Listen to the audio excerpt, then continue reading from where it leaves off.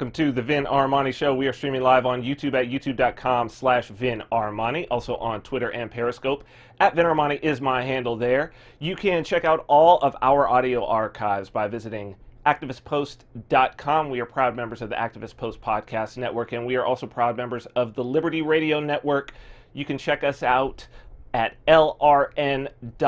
The Liberty Radio Network is on dozens of terrestrial radio stations as well as satellite and streaming online. That's lrn.fm. Well, it's Monday morning, 10 a.m. Pacific time, and we are back once again. We've got a great show for you today. In the second hour, somebody that I am very excited to bring on, and I think that it's going to be very appropriate for today, Gabriel Cardona. He's the creator of BitBox, which is a developer platform for Bitcoin Cash. It's going to be a very, very big deal. This is a guy who has a unique approach to development. He's coming from Silicon Valley, has already added a lot to the Bitcoin ecosystem, and is heading up a really cool new effort at Bitcoin.com that is a developer platform to make it very easy for new developers or people who just want more of a turnkey solution to be able to step in and create apps and other really cool stuff on the Bitcoin Cash platform.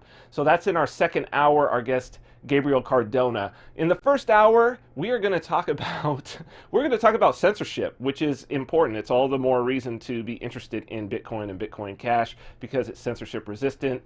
There's a big censorship story going on today, and that is about Alex Jones, who was just kicked off of Apple, so meaning like the podcasting and all of that, which is huge in iTunes, as well as then followed up by Facebook and Spotify. So that's really big news, and we're going to talk about it. We're going to talk about why it's important and what we think is coming next. And by we, of course, I mean myself and the gentleman who I'm going to need some help getting through all of this today. And as always, he will be doing that. My good friend, co-host, and producer, Mr. Christian Reyes. Christian! Good morning, Vin. Hey, dude. How are you? Doing great. How are you? I'm excellent. I'm over here just, I don't know what I'm doing. I'm just throwing things up into my into the computer over here. Man, I'm excited to talk about this story. It's weird because I had nothing planned to talk about today. Nothing. Interesting. And I was like, man, I'd been thinking for the past 3 days, I was like, I don't even know what to talk about. Like, what are we going to do? I guess Christian and I will just get on and we'll just shoot the shit, like whatever. I mean, there's stuff to talk about, I guess. Yep. And then this thing happened with Alex Jones, and I was just like, well, I think this is a great jumping off point. Let's just start with the story, and then we can get into why we care about this. Because there are some people who are either listeners or viewers of the show who maybe have only been checking us out in like maybe the last 6 months. Some people only in the last 3 months or so. They don't know our whole history with censorship, with the bigger media platforms. I think it's a good time to like revamp that, because this is something that we've been talking about. This is something that we've been saying people need to be paying attention to. And it's also sort of what we saw going through that.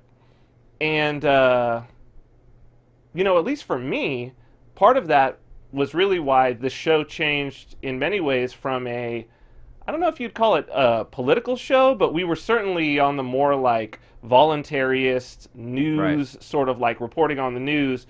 And it moved to much more about like a crypto-based show. Let's just build the solutions. Let's stop complaining. I think we started in a way, I don't know if you call it complaining, but certainly like sounding the alarm at an early time, right? So in 2016, when the show first started, issues of, the censorship is coming, like first starting to talk about the fake news thing. And because, being a part of Activist Post was part of the whole fake news when that term was first made. People are it's weird. I see that fake news in the media and people are like, oh, this is a term that Trump popularized. And I'm like, wait a minute. What are you talking about? This was popularized by the left. Like, this was popularized by the mainstream media and the Democratic Party to say that the things that were being said about Hillary Clinton were fake news. All of those first lists and all of that, that was all against Hillary Clinton. They're the ones who created the term, and then Donald Trump said it to CNN as kind of like a fuck Like you a sort of situation. You right. know what I mean? Yeah. Let's Alex Jones is important in this whole thing though. He's important for a lot of reasons, and we'll get into that whole thing. You and I have both. I mean, I no longer can after the election and through the election, I pretty much was over Alex Jones, right? Like Hmm. I can't do him anymore. But for many years, man, that was my in the morning, turn on Alex Jones, like Yeah. for years, man. Yep. He's a big he's a known commodity. It's not like this dude is like a he's a gadfly. He's a shit stirrer. He's a conspiracy theorist. He's a He water knows. filter He knows what salesman. he's. Yeah. He knows what he's doing, especially with psychology. But he's He's also a known commodity. He's not like right. some white nationalist hate speech type of individual. Or he's a conspiracy theorist who sells you Yeah. vitamins and water filters. You know what I'm saying? Yeah. Yeah. So let's just for people who don't know, because this basically just happened yesterday, we may as well just, I think, tell the story as it's being told in the mainstream media of what just happened, and then I think we can just get into it, and we'll just go wherever we need to go with it. I mean, I've got some Cool. stuff booted up for us to talk about what happened, and I mean, you were there, so it's we'll just I may That not sounds recall good. everything, and then let's just talk about what happened, and we'll talk about why this matters. Cool. Cool. Okay, so let's take a look at this Alex Jones story here. Alex Jones. This is from The Guardian. Facebook, Apple, and Spotify ban InfoWars Alex Jones. Facebook has banned 4 pages run by the American conspiracy theorist Alex Jones for, quote, repeated violations of community standards, the company said on Monday. The removal of the pages, the Alex Jones channel page, the Alex Jones page, the InfoWars page, and the InfoWars nightly news page, comes after Facebook imposed a 30-day ban on Jones personally, quote, for his role in posting violating content to these pages. Following that suspension, a Facebook spokesperson said, more content from the same pages has been reported to us. Upon review, we have taken it down for glorifying violence, which violates our graphic violence policy, and using dehumanizing language to describe people who are transgender, Muslims, and immigrants, which violates our hate speech policies. The spokesperson noted that despite the focus on Jones's role in spreading conspiracy theories around events such as the 9/11 attacks and Sandy Hook school shooting, quote, none of the violations that spurred today's removals were related to this. Facebook's enforcement action against Jones came just hours after Apple removed Jones from its podcast directory. The timing of Facebook's announcement was unusual, with the company confirming the ban at 3 a.m. local time. Jones, who's being sued by the parents of children murdered in the 2012 Sandy Hook shooting for claiming the attack was a hoax, is the host of the daily Alex Jones Show podcast, and his platform, InfoWars, produces another 5 podcasts. All of those shows were removed from Apple Podcasts save for one, Real News with David Knight, which at present is still on the platform. Apple does not host podcasts, nor does it have any financial relationship with those it catalogs on its directory. Instead, Apple Podcasts is simply a list of links to podcasts hosted on independent servers around the world. But the service is still the most important single platform in the podcasting industry, driving a substantial amount of traffic to the podcasts it features on its homepage or in its charts. Publishing platforms have faced strong pressure to take action against Alex Jones and InfoWars over the past few months, but Apple was the first major company to sanction the broadcaster in its entirety, narrowly beating Facebook to the punch. Other platforms, including YouTube, have taken down specific pieces of content produced by Jones or InfoWars that breach terms of service, but have allowed the publisher to stay active on their site. Quote, Apple does not tolerate hate speech, and we have clear guidelines that creators and developers must follow to ensure we provide a safe environment for all of our users, an Apple spokesperson told BuzzFeed News, which first reported the removal. Quote, podcasts that violate these guidelines are removed from our directory, making them no longer searchable or available for download or streaming. We believe in representing a wide range of views, so long as people are respectful to those with differing opinions. Spotify also took action against Jones on Monday, removing every episode of his podcast, The Alex Jones Show, from its platform. The music streaming service had previously removed specific episodes of the show, but left the bulk of the archive up before tightening its enforcement. Spotify has still left 3 other InfoWars podcasts live on the service, however. Quote, "We take reports of hate content seriously and review any podcast episode or song that is flagged by our community," a Spotify spokesperson told The Guardian. Due to repeated violations of Spotify's prohibited content policies, The Alex Jones Show has lost access to the Spotify platform. Facebook suspended Jones's personal profile from the site for 30 days in late July for what the company said was bullying and hate speech, but he continued to regularly appear on Facebook after the suspension, appearing in live streams hosted by other accounts and even making first-person posts to his personal page by publishing them using the accounts of other administrators in InfoWars. Since founding InfoWars in 1999, Jones has built a vast audience. Among the theories he has promoted is that the 9/11 attacks on New York and Washington were staged by the government. He has also promoted a theory that the Sandy Hook massacre was faked by left-wing forces to promote gun control. The shooting killed 26 children and adults at the elementary school in Connecticut. Jones is being sued in Texas by 2 Sandy Hook parents who are seeking at least $1 million, claiming they have been subjected to harassment driven by his shows. Neither Jones nor a representative for InfoWars was available for comment early on Monday. Okay. So, wow. Yeah. Seriously. Wow. Now, hate speech is the supposed reason for this. Hate now. What does that mean? Because Right. Alex Jones is crazy, and he calls people demons and all that. But of all of the people out there that were taught, so here are the things: transgender, what else? Muslims. Mm-hmm. What is it? Hold on.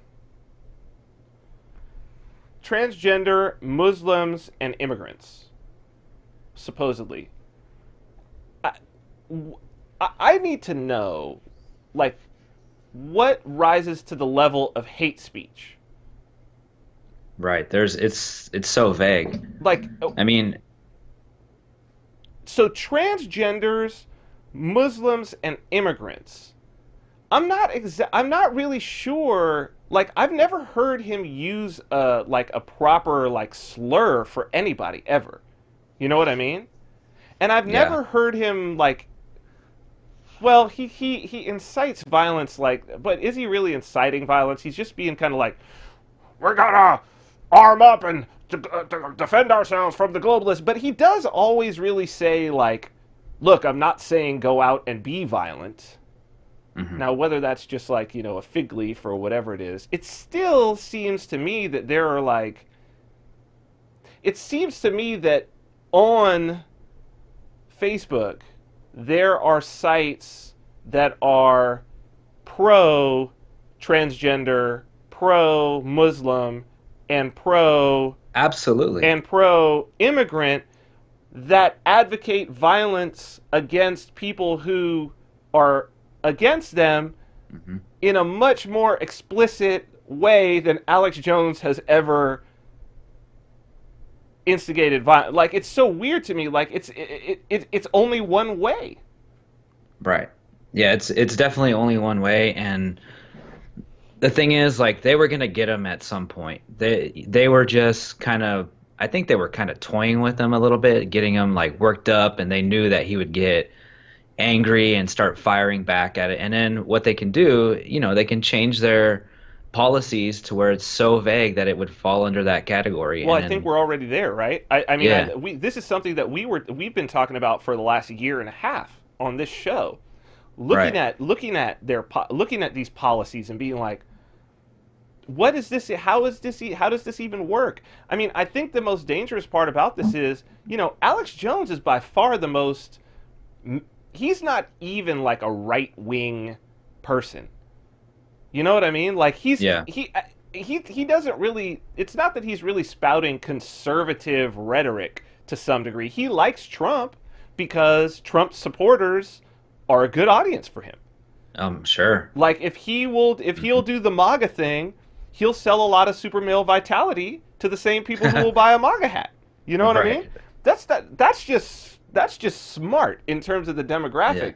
But the guy is not like, I don't really hear him talking like politics too much. He Unless the does it. whole He does it globalist in a thing is weird. politics. You know what I mean? Yeah, he does it in a weird way. He definitely, especially lately, after it was interesting after the Syria bombing, Mm-hmm. where he had that like crazy reaction where he was like, what's going on, and basically kind of going against Trump for a small amount of time, Right, right, and then right. all of a sudden like snap back into pro-Trump, and then I noticed that he did get more conservative after that. He did start talking a little bit more about like conservatism and stuff like that on a political. Dude, I think that's just to get to what he Yeah. saw was he saw himself losing the Trump true believers, and like he Hmm. saw the sales of super male vitality going down, Just and he whoop. was like, "Oh, I got to get back on the Trump train, man. I got off the Trump train, and all the super Yeah. male vitality started falling off the Trump train too. Like I got to get back on it because we need to start shoveling that super male vitality into the boiler, Right. man. We need got to get this locomotive moving. You know what I'm saying? So, this is something that is near and dear to our hearts. Okay, Mhm. so before we jump on to like where this hit us personally previously, and it was like canary in the coal mine type of thing. What I'm worried about is Alex Jones is so mainstream that it's like if you can go this buck wild on him, like he's Oh, so popular, right? You took very, very popular content down off of your platform. And that tells me something because most just business people looking from a pure business decision would right. never they'd never make that decision. Even if it was against their what they believe or what, because if they're bringing in the audience, I mean, I don't know. I really don't know how to look at that. Like, I do know one thing, and this is kind of what crossed my mind as we were going through the article and stuff like that. And I don't really know, like, obviously there's something wrong with it, but I don't think that really that's the focus point. The focus is what's right with this, and the focus is how does this affect what is being built right now with the crypto community and with the um the new culture, you It's know? a good question, and I think it's an important point. Um, I mean, let's talk about the reason Okay. why we moved. My mind, there were things that happened last year that are part of the reason why, like, I'm here in New Hampshire, Hmm. why I redoubled my efforts of building crypto stuff. Why, of course, because of my focus, that a lot of the show has changed. People say this is a crypto show now. That's what they say. The first hour is a crypto hour now. That's what people say about the show. And those are Yeah. people who have not been watching the show for very long because although from the first episode I said, look, we're going to talk about technologies on this show, and there are three technologies that are going to be key for freedom, Hmm. basically Bitcoin, cryptocurrency, small scale agriculture. I said aquaponics at the time, but we've obviously expanded beyond that Right. as we've grown more into meeting more people and experiencing more of what that world is. A small scale, high yield agriculture, talking to people like Jack Spirko and Curtis Stone, etc., and mesh networks, right? Which is Right. which is still, I'd say that's about 2 to 3 years away before people start realizing how important this really is. Hmm. There's this company Nodal that our VC firm introduced me to their CEO, and I had a discussion and I looked at what their platform is, and it's really, really, really interesting.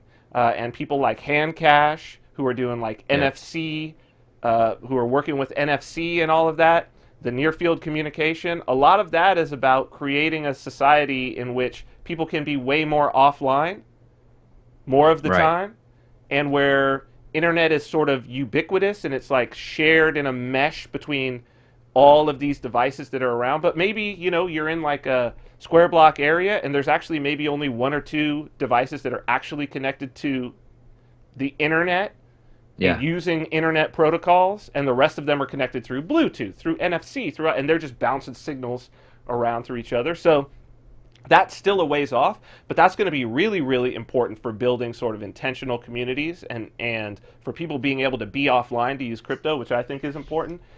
Absolutely. But why a lot of this changed when we saw the writing on the wall, let's just go through what happened so people can know a little bit of our history with this censorship.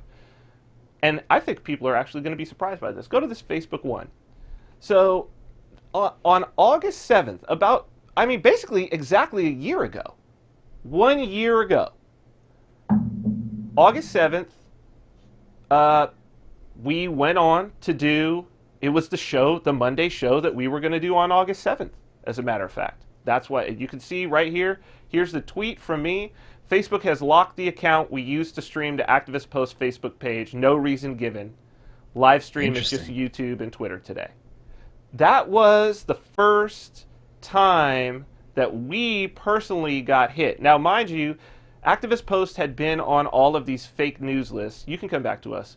To give some context, Activist Post had been on all of these fake news lists that came out during the election. It was like at the top because it was ACT, Activist Post. They were in alphabetical order. It was usually right above Alex Jones.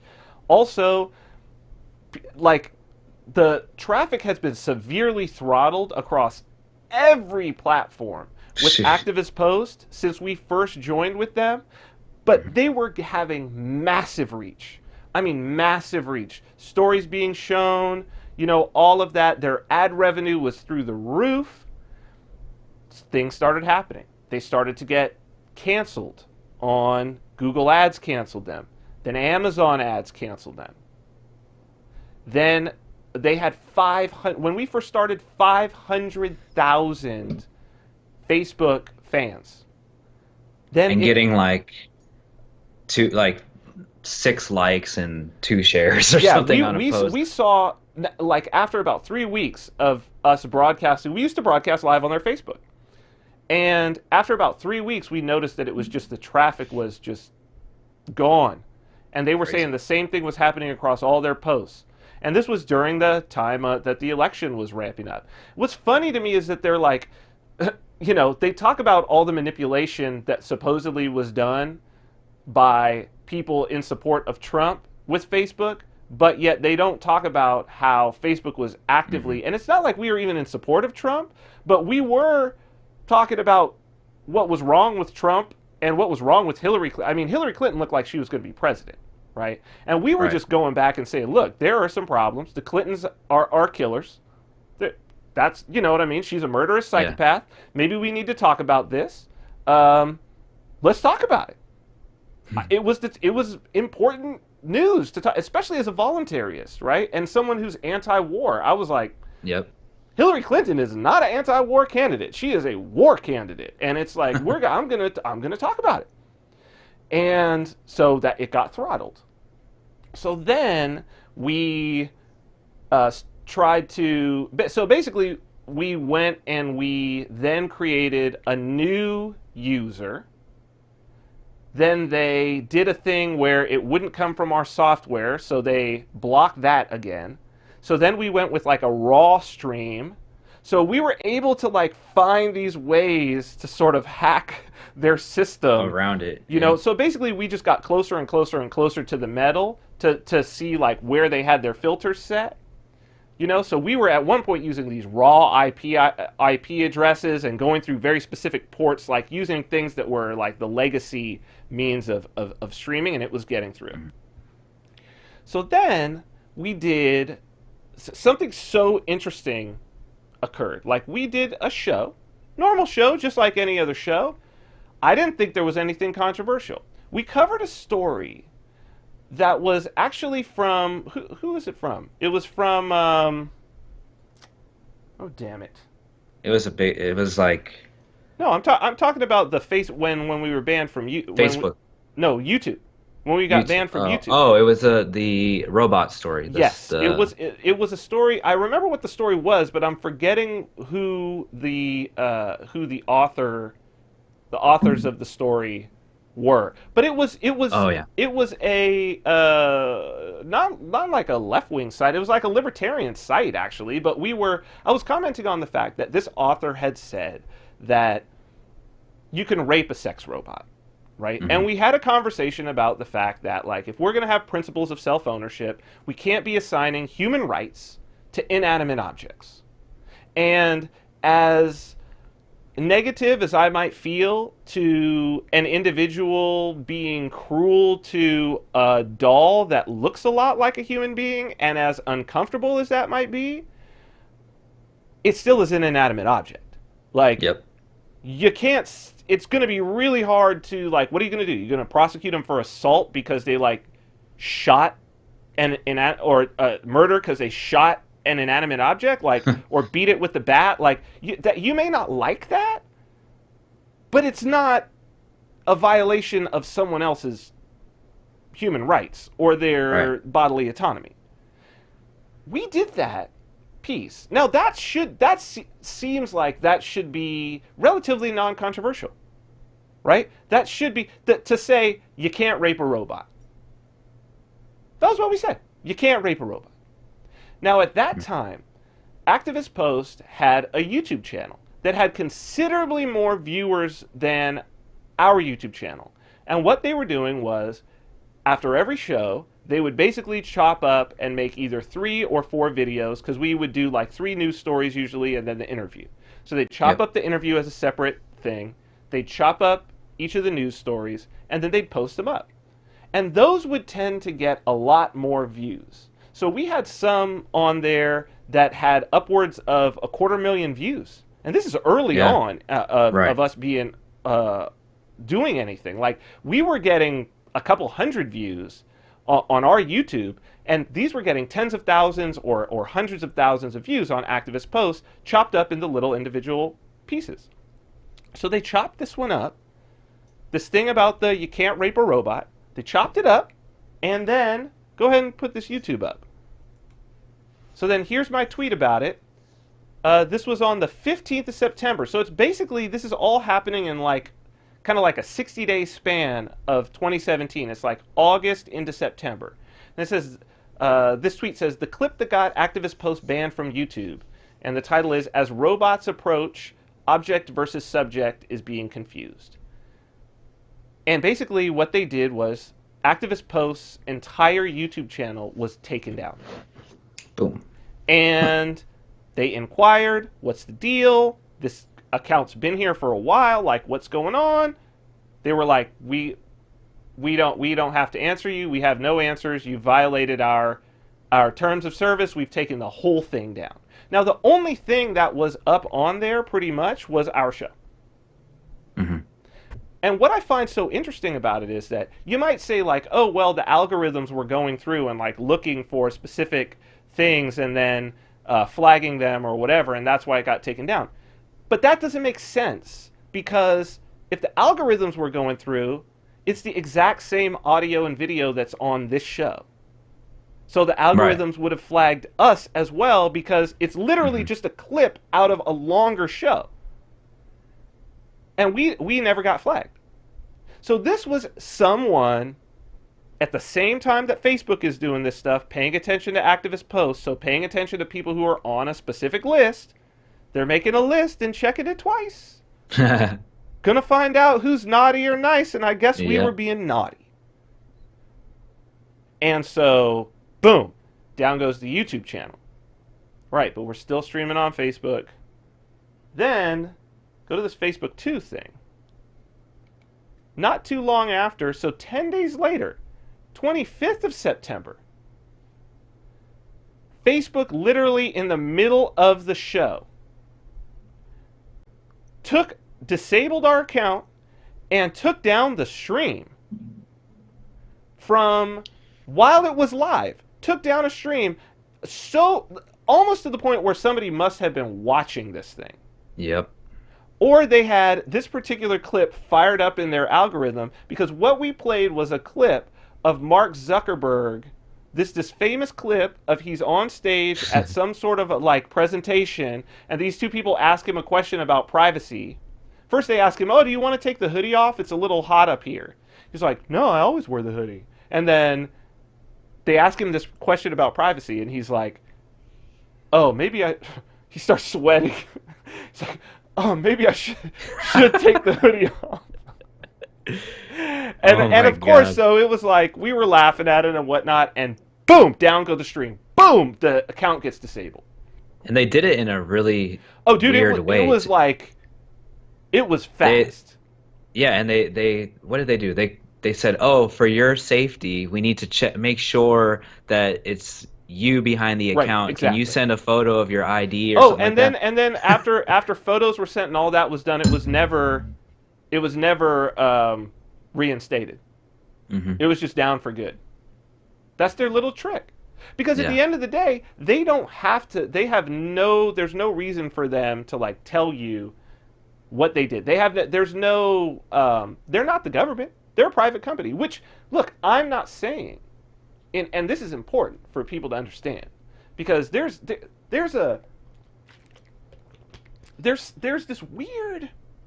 I don't know what it is, but I've been encountering it so much. It's this weird.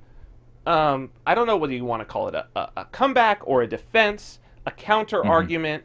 But whenever I've said something, so I'm not someone to say people should be able to or shouldn't be able to do things, right? Mm-hmm. I'm somebody who says, look, there are certain things that if you do them, you can expect some consequences. And certainly if you want to do them to me, right, you had better be sure that you are prepared for what that is, right? So it's like, I'm not, yes, so for instance, should people do home invasion robberies? I say no, right? But at the same time, I don't think that you should, if somebody's like, well, what can you use for a home invasion robbery? Well, you can use a crowbar, rope to tie the people up, guns, all of that. I don't think that you should ban crowbars and rope and prevent people from having guns because some people might do a home invasion robbery. I don't think people should do a home invasion robbery. And I'm saying, if you do a home invasion robbery on my home and I'm home, it's very likely somebody is going to die because I'm not just going to let that fly. Right. And I think that's true for a lot of people. You understand what I'm saying? Yeah, and the difference really in the thinking is you control yourself. That's right. And opposed to trying to control somebody else. But there's this weird, like, every time I would say something like, well, I don't, so for instance, I don't think, I don't think it's smart. I don't agree with Facebook doing this type of censorship. It doesn't make sense. It's not smart from a business standpoint. That somebody's like, well, they're a private company. They could do whatever they want. And I'm like, dude, I know they're a private company. I know they could do whatever they want. That's not what I'm saying. What I'm saying is that, one, look at their stock. It's been plummeting. Yeah. It's been plummeting. So you go back to that time, we had this exact discussion where it's like, no, what you don't understand is when you start doing this, it's not a good long-term play. Not only am I saying, I'm not just saying, oh, because I want to see Alex Jones on Facebook. I'm saying this is a bad look for everyone involved. It's a bad look for Facebook. It's a bad look for the people that they're censoring. It doesn't benefit anybody except for those who have the worst of intentions for humanity. And that's really the point, is that it's like you can choose who to empower.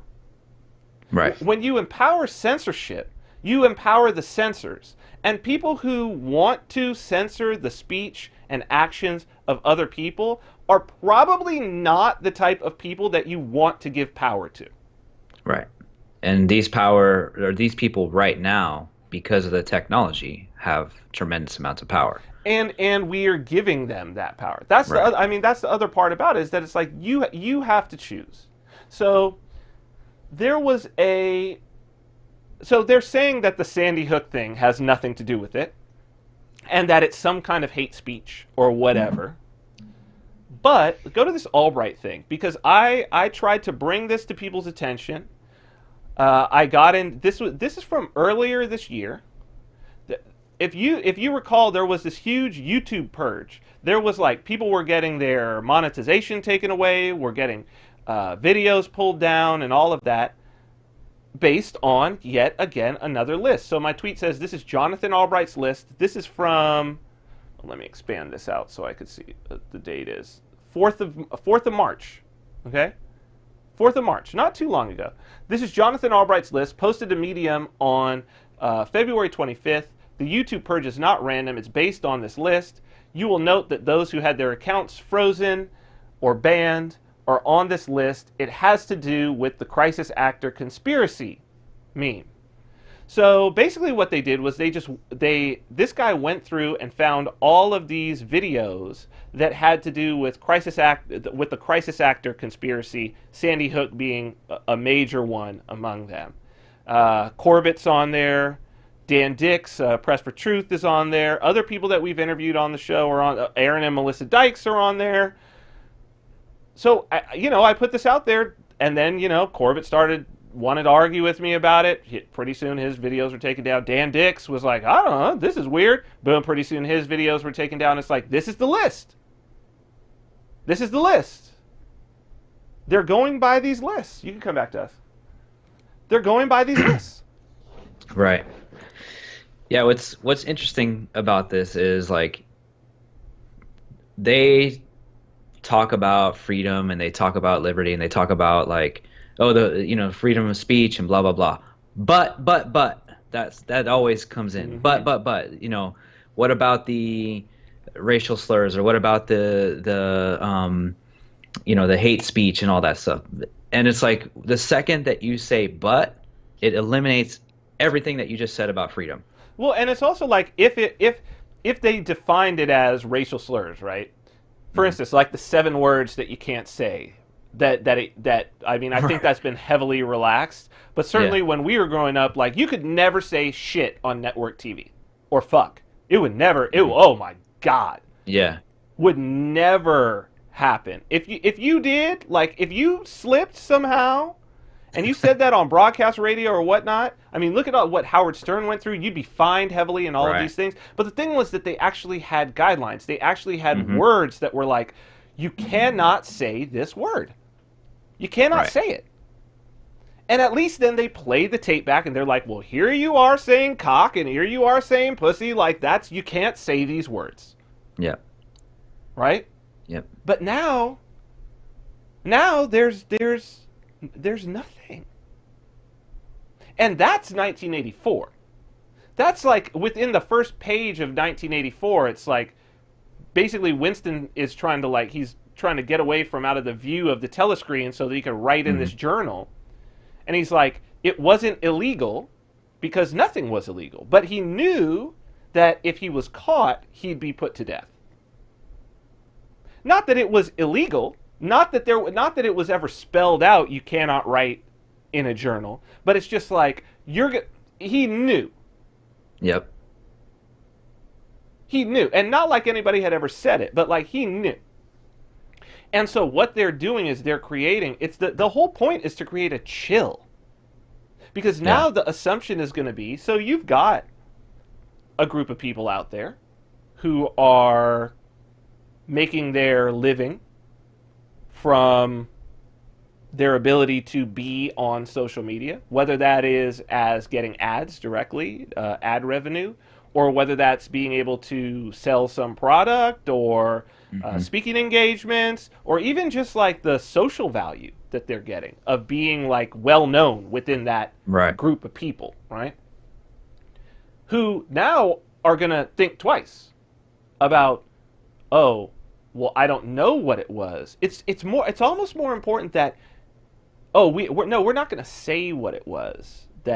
But suffice it to say that something Alex Jones said is what got him completely kicked off of these very important platforms. Especially, Apple is the most important for, I think, most... For his audience. Well, I think it's not about Alex Jones, right? It's a chilling effect on other content creators. Huh. Because most of our content comes from our podcast, our audio podcast. people subscribe to the audio podcast, they get it that way. That's where most of our views come from. Way more than what we get on the video every week. Way more. Like it's six or a seven different times. frame of mind.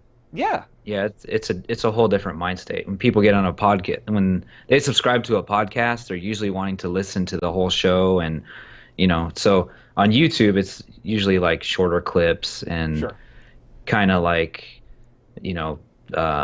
attention grabbing, that type of stuff. Well, and I think a lot of people with the podcast, the thing about it is like you can be listening while you're doing something else.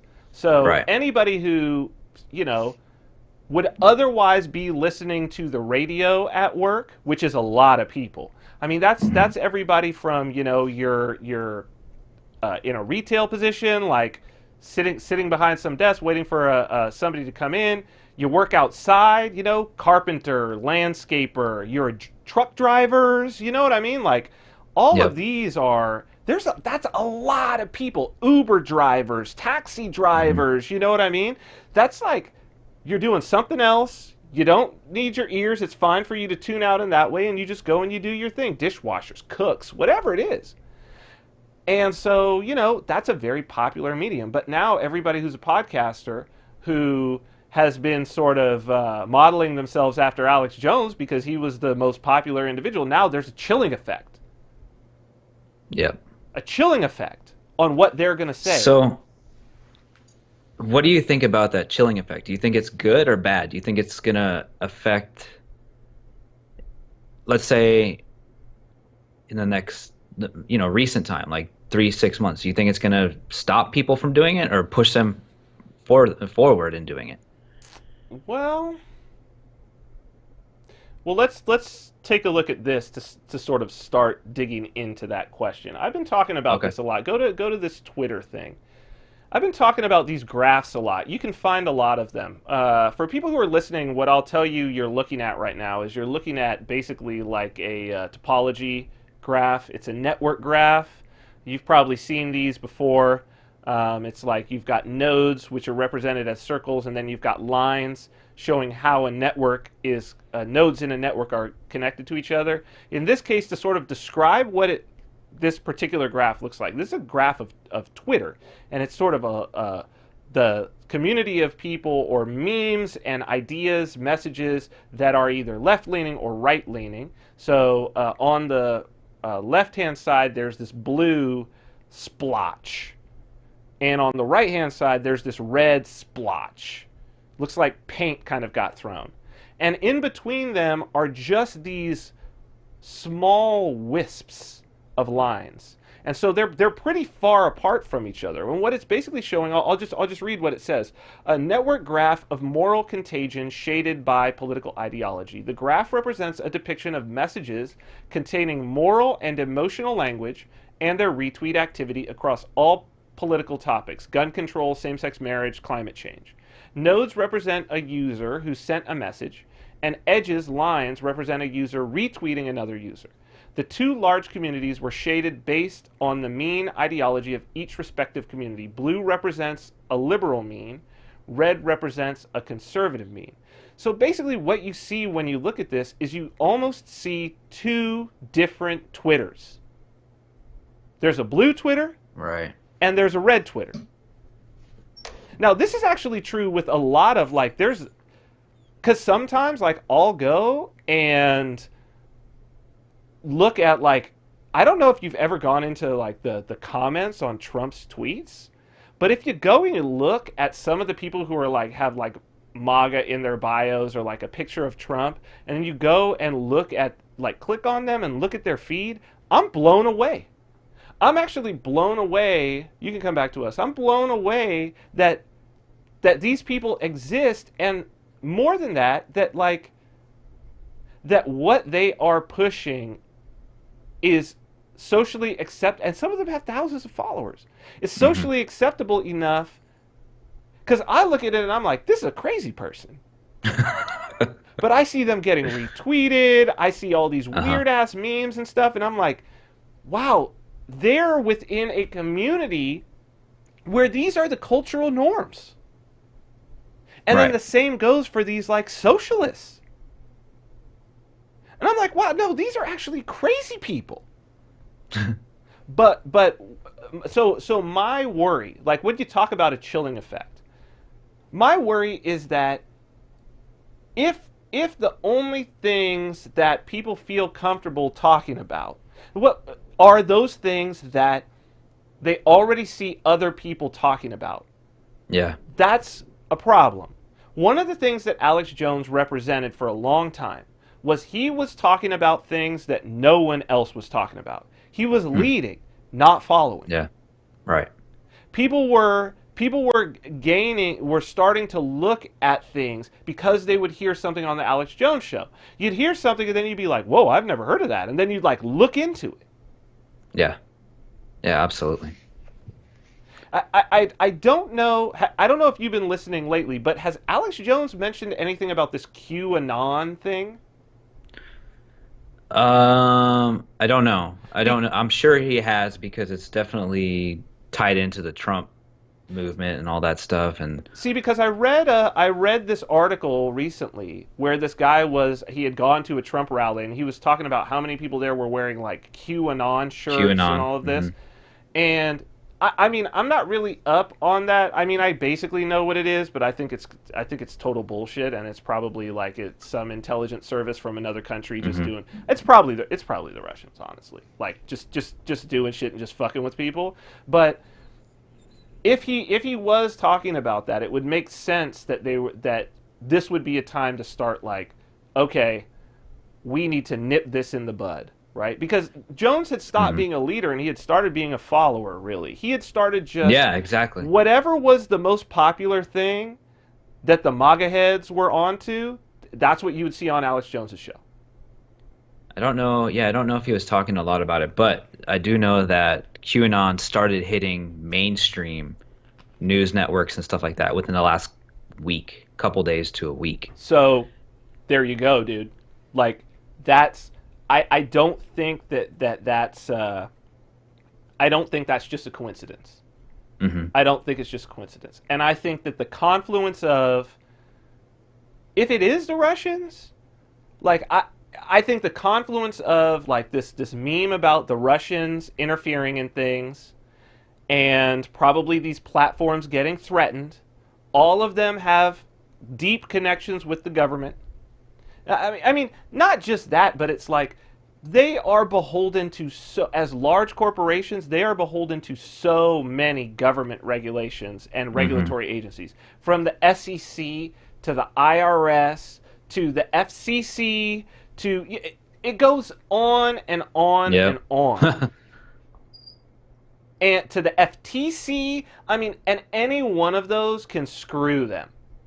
To the Yep. patent office, anyone, and it's like either toe the line on this is keeping Alex Jones on your platform worth us making your life absolutely miserable? Is it worth you losing this lawsuit? We could make that Right. happen. You've got a lawsuit in Yep. district court. Yeah, last time I heard, actually, Alex Jones came out with a segment within the last couple weeks talking about how Zuckerberg was back, like somehow said it was okay, like they didn't want to ban him and that it was okay that he was on there. Alex Jones was talking about that recently, and then I think Alex Jones was a little bit confused about it, and I would be too, but he was um he was basically saying that Zuckerberg had their back in a way. It was I really guess not. strange. Like, yeah, exactly. I But guess not. I mean, I do look, that know. Facebook has deep ties with the CIA, with the Mm. NSA, with the FBI.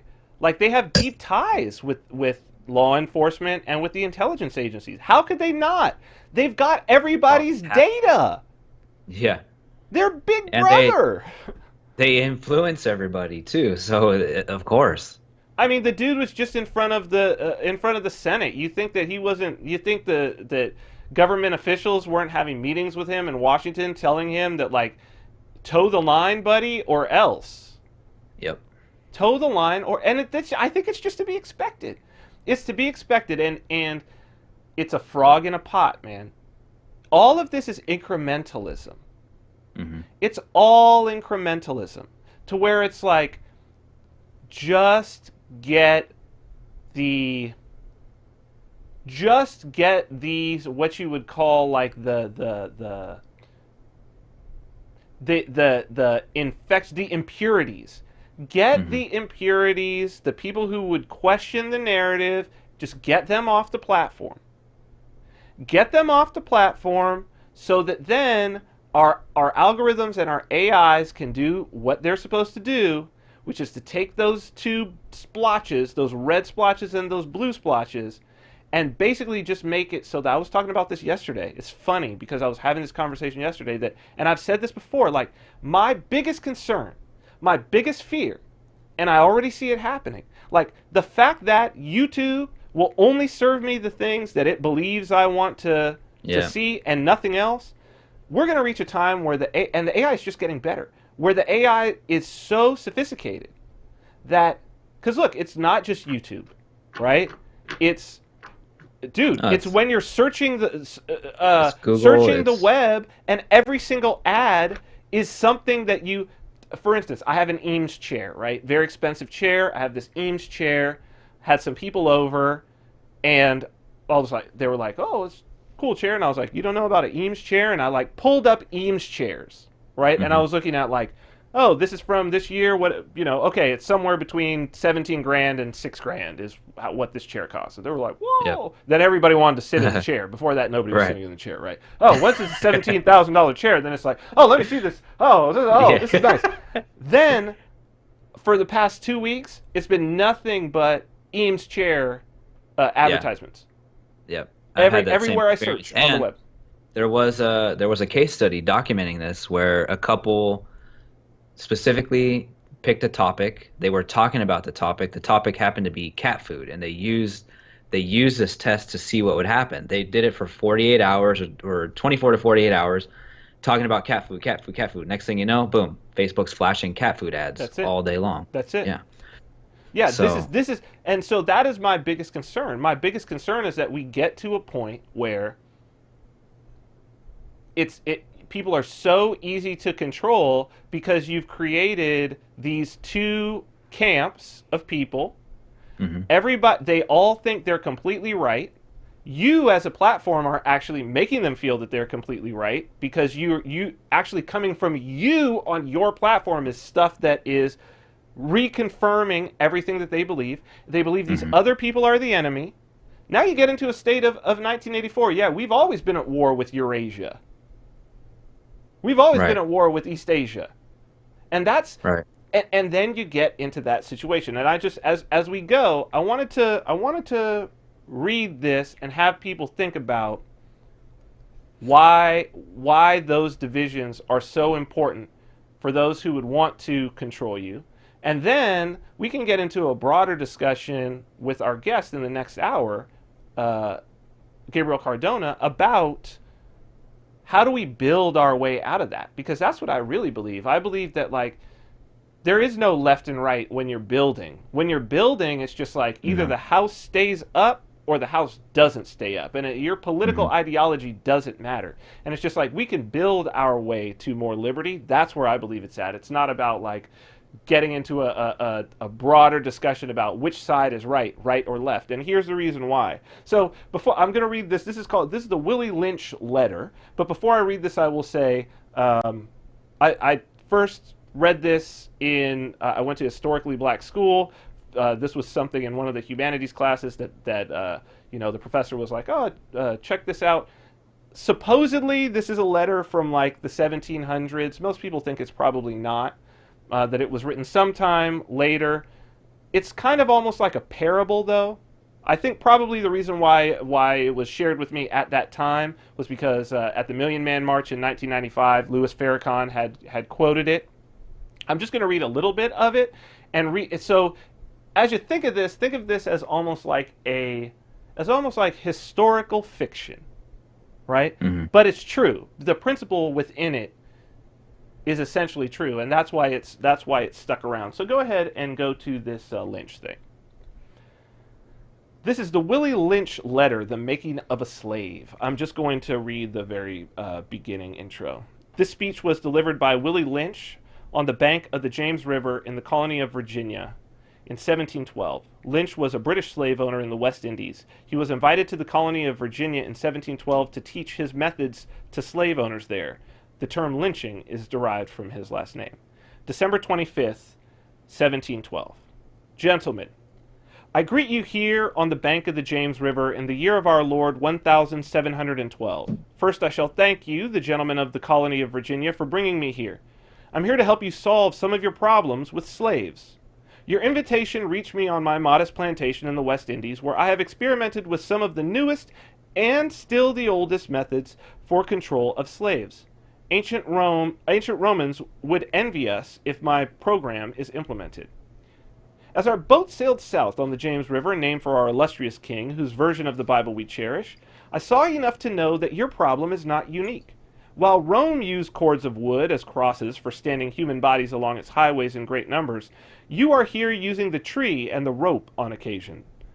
I caught the whiff of a dead slave hanging from a tree a couple miles back. You are not only losing valuable stock by hangings, you are having uprisings. Slaves are running away. Your crops are sometimes left in the fields too long for maximum profit. You suffer occasional fires. Your animals are killed. Gentlemen, you know what your problems are. I do not need to elaborate. I am not here to enumerate your problems. I am here to introduce you to a method of solving them. In my bag here, I have a foolproof method for controlling your black slaves. I guarantee every one of you that if installed correctly, it will control the slaves for at least 300 years. My method is simple. Any member of your family or your overseer can use it. I have outlined a number of differences among the slaves and make the differences bigger. I use fear, distrust, and envy for control. These methods have worked on my modest plantation in the West Indies, and it will work throughout the South.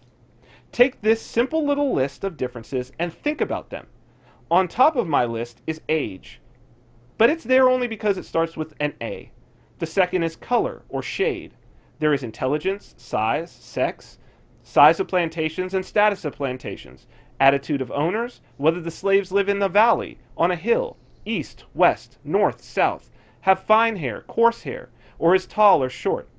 Now that you have a list of differences, I shall give you an outline of action, but before that I shall assure you that distrust is stronger than trust, and envy stronger than adulation. The respect or admirations the black slaves after receiving this indoctrination shall carry on, and will become self-refueling and self-generating for hundreds of years, maybe thousands. Don't forget, you must pitch the old black male versus the young black male, and the young black male against the old black male. You must use the dark-skinned slaves versus the light-skinned slaves, and the light-skinned slaves versus the dark-skinned slaves. You must use the female versus the male, and the male versus the female. You must also have you white servants and overseers distrust all blacks. It is necessary that your slaves trust and depend on us. They must love, respect, and trust only us. Gentlemen, these kits are your keys to control. Use them. Have your wives and children use them. Never miss an opportunity. If used intensively for 1 year, the slaves themselves will remain perpetually distrustful of each other. Thank you, gentlemen. I think there are a lot of parallels to what we are seeing Tons right now. You could replace some of those things with citizen to immigrant, heterosexual Republican, to homosexual, Republican to Democrat, black to white, English speaker to non-English speaker, cisgendered to transgendered. Yep, this is the matrix of control. This is exactly how, and social media is the perfect place for it. And at the end of the day, you're all slaves. Yep, and it's truly... The key is not to be the top slave on the plantation. The key is to get off the plantation. Right, absolutely. That's the key. And that's why this whole thing changed. That's why we moved to building. Yep, and I think that this right here, this censorship move with Alex Jones, we were kind of, and everybody, but Alex Jones was like the front man for it. We were kind of waiting for, I was waiting for the time where they censored him, and I think that time when I didn't even know it came until you told me this morning, but that time represents the breaking point for the two cultures, like where I the agree. two cultures really separate and I move agree. into two different directions. Well, what I find so interesting about it is that he went so long, with not being censored and saying some Yeah, outrageous things crazy, some crazy shit. because he never took a political side. Hmm. He never played their game. And I think he always assumed that because he wasn't playing their game, he was a lot more careful. And I think Yeah, he was probably also a lot more prepared to potentially be censored. And then when he got buddy-buddy with Trump, I'm sure his thought was, they'll never censor me. Trump would never let them censor me. Massa would never let them beat me. Massa would never let them do that. Oh, yeah?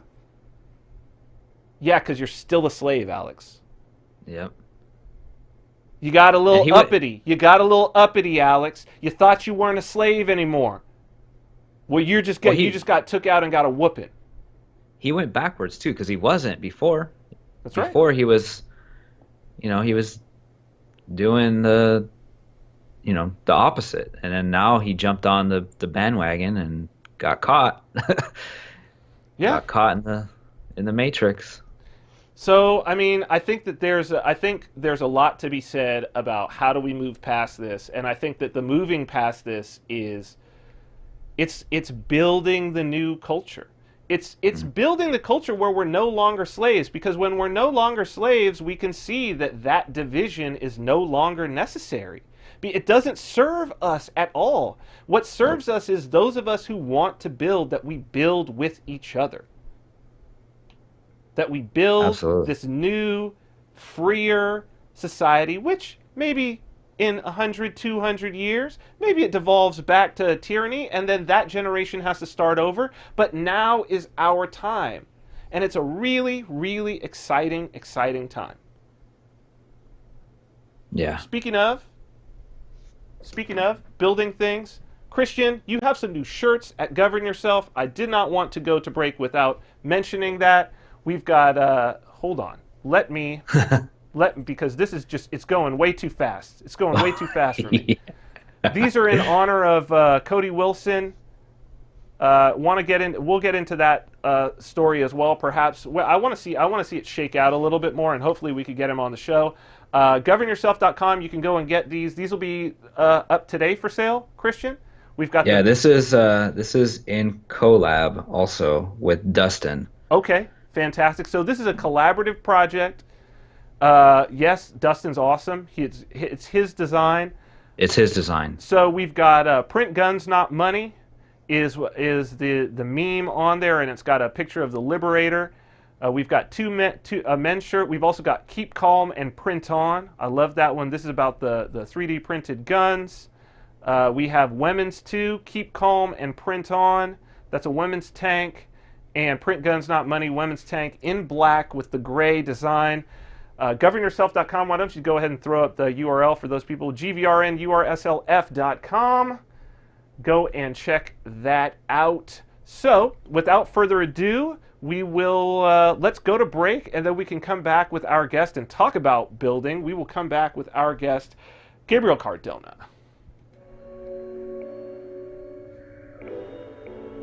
The spirit of art.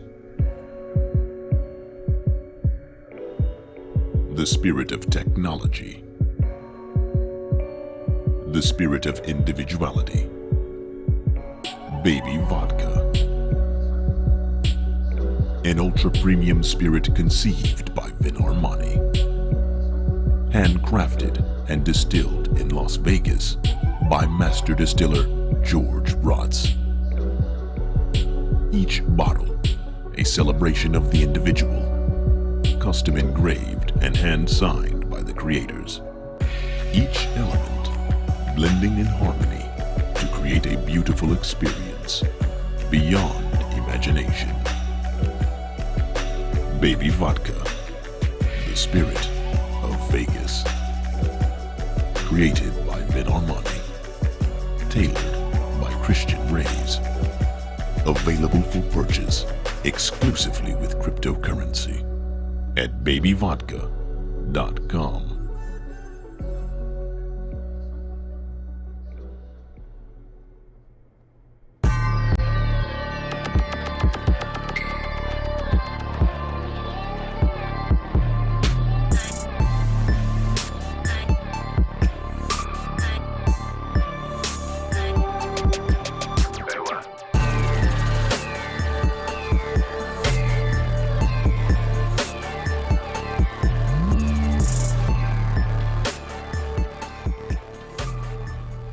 Welcome back to the Vin Armani Show. We're streaming live on YouTube at youtube.com/Vin Armani. Also on Twitter and Periscope at Vin Armani is my handle there. You can check out all of our audio archives at activistpost.com, as we are proud members of the Activist Post Podcast Network, as well as the Liberty Radio Network, which you can check out at lrn.fm. So before we get to our guests for today, I want to talk to you all a little bit about countermarkets. Countermarkets, trends and strategies for maximum freedom. You can get your first issue for free at countermarkets.com. The new issue just came out. So the August issue, in this issue, it's really a very, very good one.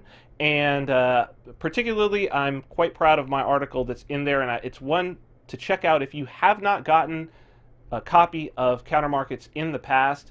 This would be a good month to go and do that.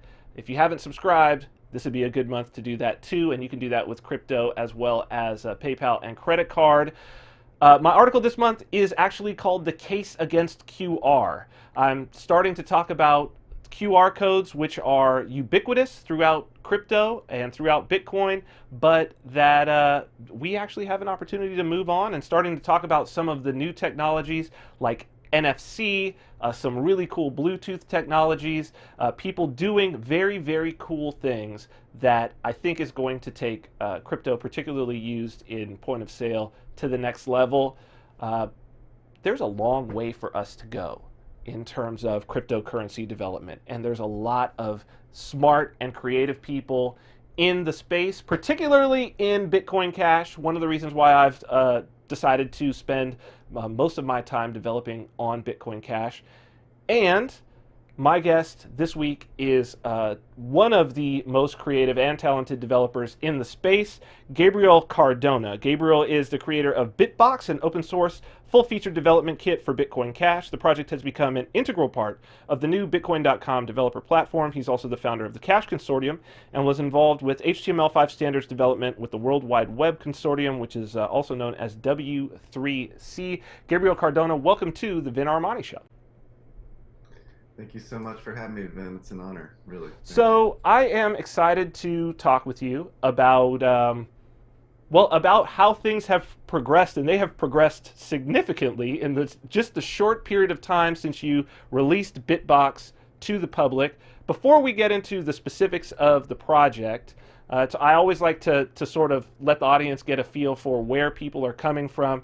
Can you give us a little bit of your background as a developer, and then how you came to Bitcoin, and then what made you decide to start in on this very, very cool project, BitBox, and then we'll talk about where it went from there. Sure. So thank you very much. I have been a developer for around 10 years. I'm 37 years old, so I didn't actually start writing code at all until I was in my late 20s. I spent my early part of my 20s basically as a musician and backpacking around the United States and the Hawaiian Islands and the Caribbean, and I was on a whole different frequency than I am now, for sure.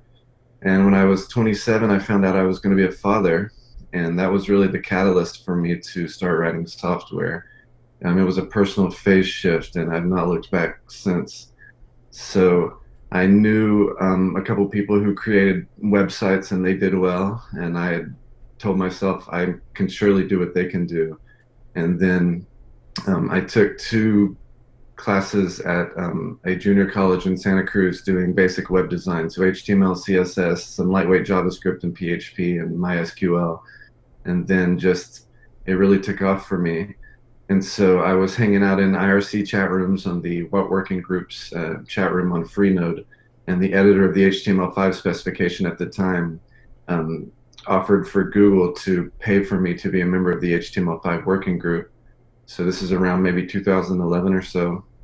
I got formally involved with the HTML5 working group at the W3C. I got to meet Tim Berners-Lee personally and partook in several working group meetings, and then met everybody in person in San Jose.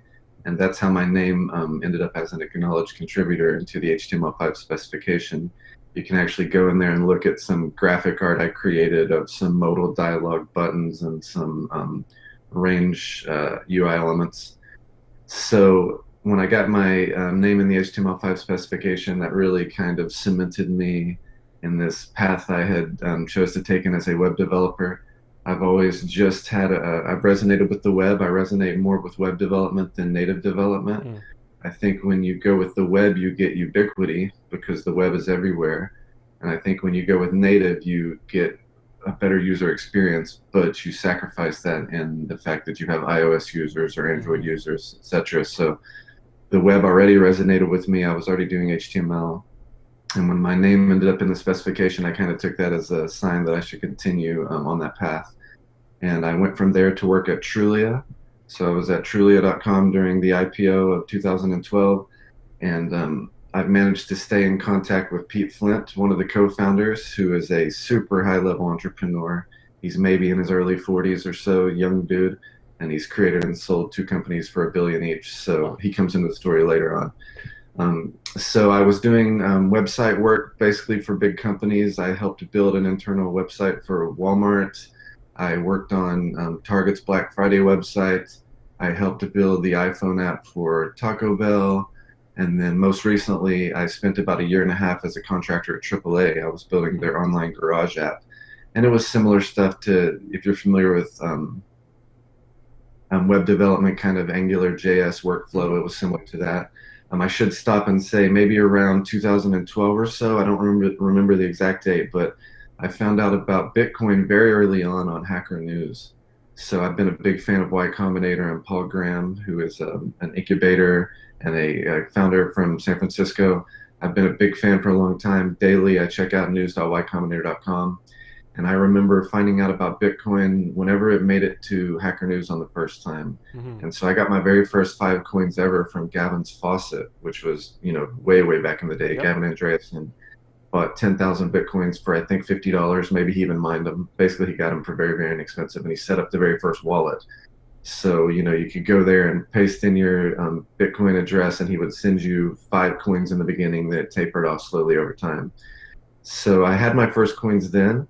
I was very young. I had probably been writing software for maybe 2 years or less. I was definitely in, very early on my path there. I did not appreciate that Bitcoin was going to change everything as quickly as it did. And I had other things happening in my life, basically. So I went back to kind of doing my job. And then around the time of the fork, so, I had some Bitcoin, obviously. And as soon as the fork happened, I got Bitcoin Cash. And it was immediately obvious to me from just doing some very basic transactions that, oh, I get it, Bitcoin is back. And I had, back up a little bit there, I had been telling everybody that I expected Bitcoin to fork. And the reason I said that is because you could look at Ethereum as an example of a coin that was incredibly popular, had a lot of traction and a lot of stakeholders and a lot of smart people and money involved, and it forked. And on the other side of the fork, Ethereum Classic and then Ethereum both had value. And you could argue that the 2 camps who were unable to decide which was the best path forward just split. And I'm pragmatic enough in my own personal life that I know that sometimes the best path forward is just to go your own separate ways. Yeah. And even though it is the worst of the options on the table, sometimes it's the healthier option to take. And that's in personal relationships, and that's in technical problems, that's across the board. Sometimes it's just healthier to go your own separate ways. So it was clear to me from a human perspective, not a technology side, but just from what it means, part of the human condition, I thought Bitcoin was going to fork. It was clear we were going to make no progress. But at the same time, it was clear there were a lot of smart people and a lot of creative energy and money that was just pent up in this battle, which had been going on for far too long. And so I was convinced that as soon as the fork happened, on one side of one of the chains was going to have a creative explosion. And so whenever Bitcoin forked into Bitcoin Core and Bitcoin Cash, and I got my forked coins, and I just did a couple transactions, it was immediately clear to me that, oh, I get it. Bitcoin Cash carries on the spirit of the Bitcoin that we all knew and loved. Whether or not it got the name or the ticker, independent of that, we got the technology, we got Satoshi's vision. So I went all in on Bitcoin Cash in the very first week. And that obviously worked out very well. So around that time, I stepped away from my job at AAA and decided to build a 3D printer project. So the coming wave of automation, the turnkey police state, the division of wealth between the rich and the poor, and the changing environment, those are the 4 things I really want to have an impact on in my life. So at the time, I was building 3D printers, and I had ordered several of them from Prusa. If anybody is at all familiar with 3D printers, they know Prusa is like the very, very best sub $1,000 open source 3D printer. And it's 100% open source, so I decided to fork it because I remember at the time I had ordered 2 or 3 of them, and the wait list was, I think at the time I ordered my second one, the wait list was around 3 months. And I remember thinking, you know, I bet I could just fork this project, gather all the materials into a warehouse, throw my brand on it, and I bet I could bootstrap a 3D printer project just because there's so many people who want this product and they can't deliver them quick enough. So I ended up spending about 4 months on that, and it was an amazing journey. Clone.earth is the website. It's still up. I built maybe like 10 machines. It didn't take off. It was just me and a couple of friends, but it was really, really fun going down that rabbit hole. And so anyway, around November or so, I wanted to connect my 3D printer to the Internet of Things, and I wanted to do smart contracts. So I started doing a Udemy course on programming smart contracts with Ethereum, and they introduced me to the Truffle framework. So if you're doing Ethereum, you probably know about the Truffle framework. It's a suite of developer tools for Ethereum developers, ultimately. And so when I started using that, it really was shocking to me how good it was and how there was just nothing like that even close in the Bitcoin Cash space. And being a software developer professionally now for a decade, I really do appreciate that a good framework, a good suite of abstractions can let you work 10 times faster. Oh, yes. Oh, yes. Yeah, because stuff we do is common, and so why do you need to repeat it? You should be able to abstract that out. So, you know, Ruby on Rails or AngularJS or React, you know, these have made a big impact. You feel free to cut me off at any time, obviously. Please, keep going. Yeah, thank you. So, so basically I was working with Truffle framework, and it just kind of was shocking to me, like, oh man, there's nothing even close in Bitcoin Cash space, and that's a problem for Bitcoin Cash. So and I kind of just put that in the back of my mind and continued on this 3D printer project. Well, around December, I decided to go to Kauai for New Year's because I decided I was just going to do something that changed the world this year. That was my intention. And I was like, in 2018, I'm going to change the world. So I'm going to go to Kauai and just get inspired. So I went over there for 3 weeks around New Year's and just camped out and saw some friends. I lived there for like 5 years in my 20s. So I've got some very close friends and family there. So I just went back to my roots, unplugged for a couple of weeks, tried to have the vision. And while I was there, I contacted Pete Flint, the founder of Trulia, who's now a VC at NFX Guild in San Francisco. And I was like, hey, Pete, I really need to brainstorm. Can I cruise by your office and tell you about my 3D printer? He's like, of course, when you come back to San Francisco, stop by. So we set up a date at the end of January, and I cruised by his office, and we talked, and he just explained, number one,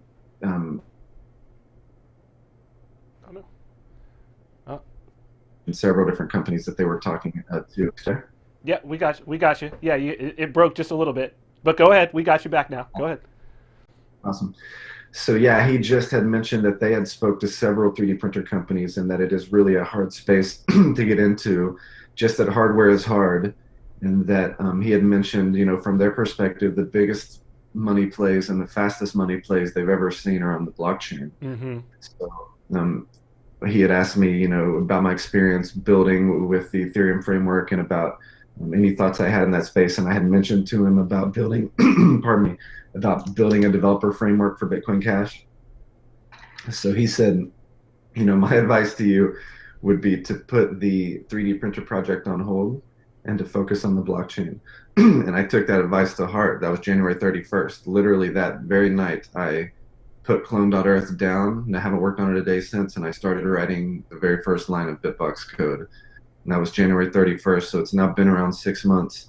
And in that time, it grew from a library to a framework to a platform, so it's a full-on solution. Now we have cloud services, and it's been downloaded 38 or 39,000 times from over 100 countries, and that's just the JavaScript API. We also have a cloud side of it, which has been getting now over 300,000 requests a day, so a couple million requests a week. And then that led ultimately into Roger and Corbin from Bitcoin.com reaching out to me and expressing that they liked my work and wanted to make it the center of a new developer platform they were going to be launching.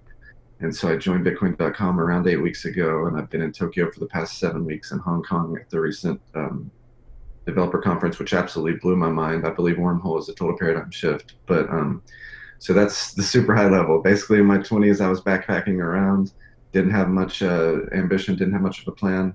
Found out I was going to have a son, totally went through a personal phase shift and started doing HTML. Google helped me be part of the HTML5 working group, which kind of cemented me being a web developer. And then the co-founder of Trulia ultimately inspired me to create BitBox, and that has just absolutely blown up. It's awesome, man. I mean, I remember it was relatively. I may have been one of the first people within the community to start championing BitBox. I may have been, but I was. You get credit for being the first, actually. Let's put this on record here. I was about 2 months in. I was very confident that I had something that was valuable and important, because I knew I could create like ridiculously nice Bitcoin Cash apps 10 times faster than anything else. So I started spamming everybody. Ryan Charles, Roger, Craig, anybody who was like a so-called thought leader in the space. I'm hitting them up on Twitter saying, hey, check out BitBox. Of course, people are busy, so I never get offended if people don't hit me back. I know how it is. We've all got 10 trillion incoming text messages. Nobody was giving me any juice. Just for the record, Vin was the first person to retweet it and say something very non-committal like, I haven't checked it out, but this could be a big deal. Check it out, Bitcoin Cash people. And that really was the trigger. I bet you in the next week is when it all started catalyzing, taking it off. So I kind of dropped back to that very first tweet. So credit to you. Thank you very much. Well, I will tell you, I don't know if you've ever read Frederick Brooks' book, The Mythical Man Month. It's often called the programming. They say it's called the programming software programming Bible because many people have heard of it, a few have read it, but even fewer actually go by what's written in there. I think because you have a spiritual bent that you'll get it. It's very much about sort of higher level spiritual ideas about software programming. He was one of the guys who led IBM's sort of first attempts at creating operating systems and what he learned from these teams, and it's very philosophical, and it's a great read, The Mythical Man Month. But he describes different types of developers in that book, and one of the types that he describes he calls them tool makers, because he's trying to talk about the types of people to sort of hire onto how to build a team, the types of people that you're going to definitely need, and the types of people that are important and especially rare. And he says that tool makers, those who are particularly good at creating tools that increase the speed at which the rest of your team can work, those sort of blacksmiths, right, who are creating the badass weapons for your specialist in the army to go out and do things with, are perhaps your most valuable people, and they're so rare. And so I've always kept that in mind. I know how hard it is to make a framework. I've made a few in my time, and I've got basically one that's a Python version that I'm using on Cointext now. As I've told you, there are several projects that I've fired up BitBox, and there are several projects that I'm like, oh, BitBox will work way better for this. But when I saw that, I immediately was like, okay, nobody else is doing this. Nobody's doing this for. Now there is a lot of that going on Ethereum. I do know that, but I was like, no one's doing this for Bitcoin. Period. Like it's just that was in I've been watching it since I've been developing on Bitcoin since 2014, and I've been watching it, and it was like, and maybe that's the reason why I was like, this could be interesting, was just because of the simple fact that I was like, God, if this would have been here 3 years ago, we would be in a completely different place. So like, I want to talk a little bit about, because I think that that's reflected in your time with W3C as well, because that consortium is definitely a tool makers consortium.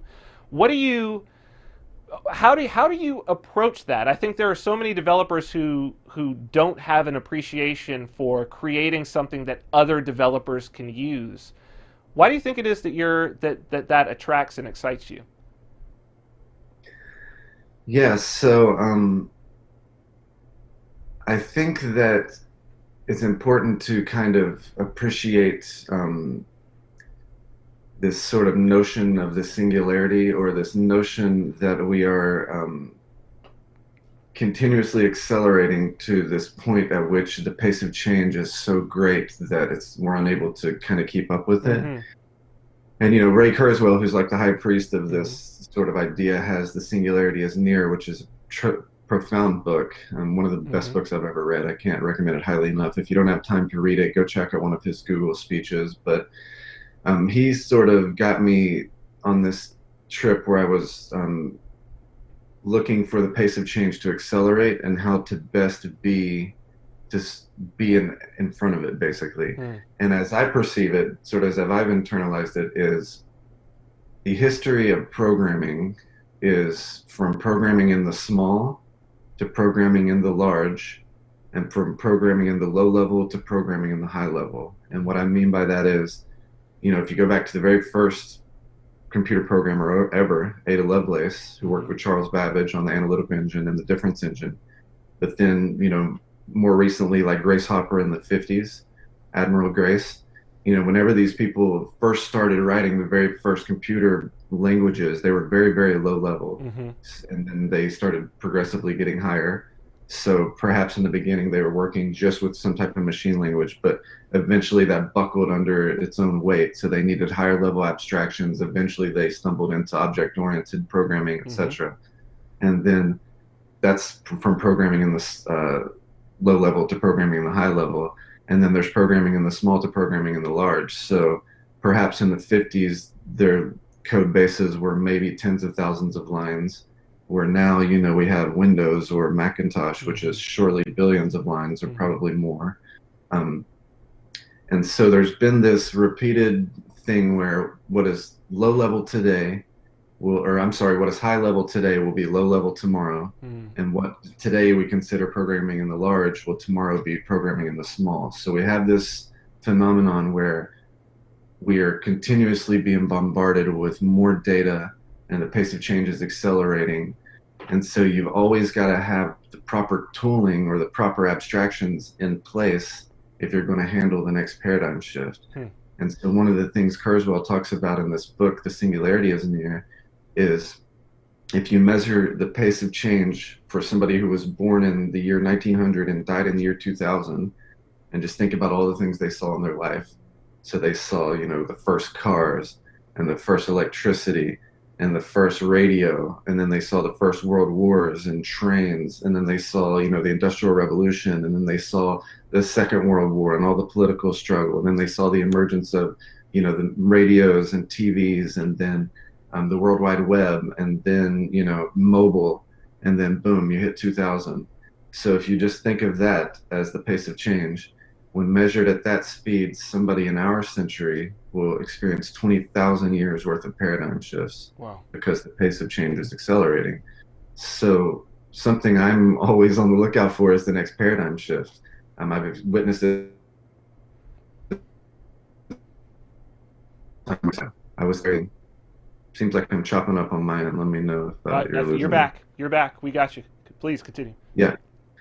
So, you know, I've witnessed several what I consider paradigm shifts in my career. Definitely HTML5 was a paradigm shift. I remember the teacher at my college was like, HTML5 is not going to happen. It's going to be XHTML2. XHTML1 is so perfect and pure in every way. The geniuses atop their ivory towers are creating version 2 of that, and it's going to be beautiful. While the guys who worked at Google and Firefox and Safari knew what developers actually wanted. Right. It wasn't an idealistic thing. It was very pragmatic. Like, hey, man, the web is turning into an application platform. We really need to have a proper suite of APIs that allow developers to express themselves in that way. So that was a paradigm shift. I witnessed it happen. It took off like crazy. Bitcoin. You know, I remember when Bitcoin was less than a few cents a piece. And the same people today, it's kind of a weird trip how that all played out. But the same people today who are telling you that Bitcoin Cash is a scam, or the people then that were telling you that Bitcoin is a scam. Right. But because Bitcoin went to 20 grand a pop a few months ago, it got legitimacy because money will buy legitimacy in certain circles. So, you know, the knowledge leaders who thought Bitcoin was a scam years ago are now telling you Bitcoin is the bee's knees and the Bitcoin Cash is a scam. So that's kind of trippy. But, you know, and that's why I say wormhole is a paradigm shift. I'm pretty sure that we're about to witness a complete paradigm shift on Bitcoin Cash with wormhole. But anyway, so the way I sort of approach the world is that I'm looking for paradigm shifts. I believe for whatever reason I happen to be born during the most rapid pace of change in all of human history, where if you have the right eyes to see, you're going to witness 20,000 years of paradigm shifts in your lifetime.